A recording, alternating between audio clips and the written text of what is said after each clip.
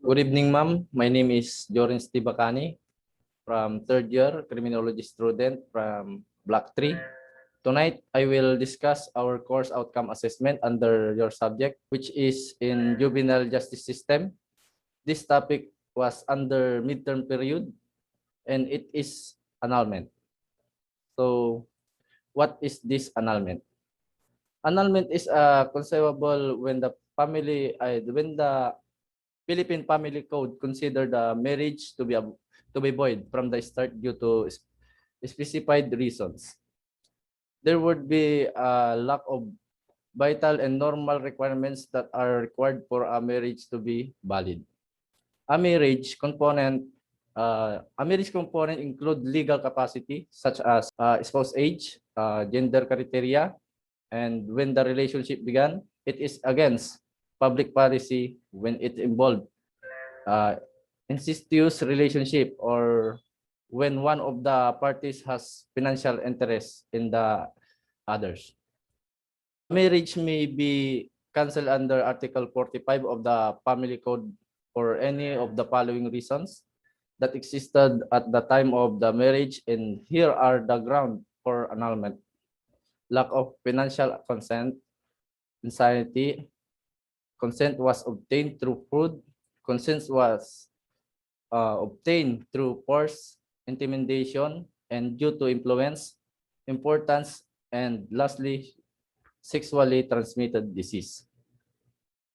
Number one, uh, lack of consent, lack of parental consent. Lack of parental consent is a lack of required parental approval. It ground for annulment unless the party requiring parental consent really cohabited with the other and live together as husband and wife. After reaching the age of 21, for example, a marriage couple within the age of restriction got married without the consent of their parents, so it is clear situation for ground annulment. And next is insanity. Insanity considered to a person who married while mentally ill, insane, or so mentally retarded that he or she could not knowingly, the willingly consent to marriage. Then the marriage may be annulled. Here's an example: Mr. A, Miss A and Mr. B are newlywed couple. When Mr. A found that Mr. B is suffering from a mental illness, it can be a ground for annulment and Mr. A can file for it. And number three, consent was obtained through fraud. Consent was obtained through fraud. Fraud is a married fraud is a married can include a variety of deceptions such as lying about being married or being able to have children. Fraud can also be defined as making false statement about one's age or citizenship status. Like for example, Joanna. Joanna was married to Jojo. When she found out that his husband has a recent wife, then this situation happened is a ground for annulment. And the next is the consent. Consent was obtained through force. Consent was obtained through force, intimidation, and due to influence. In this, the marriage is still considered valid until a proper action for annulment on such ground is filed, proven, and granted by the court. And the number 5 is impotence. Impotence may distinguish like erectile dysfunction. It is common condition that can make sexual activity difficulties.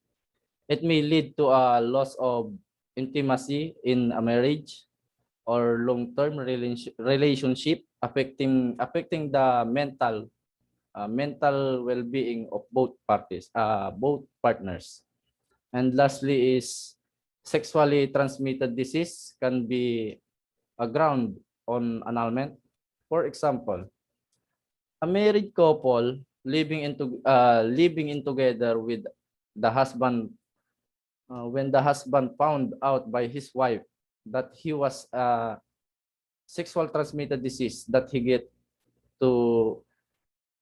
to that he get to a prostitute, the wife now can file an annulment within her husband because because it on of the ground of annulment. This lesson talk about annulment in its ground. And with the help of this lesson, I learned that ground for annulment has different form. Annulment is legal procedure that cancels a marriage.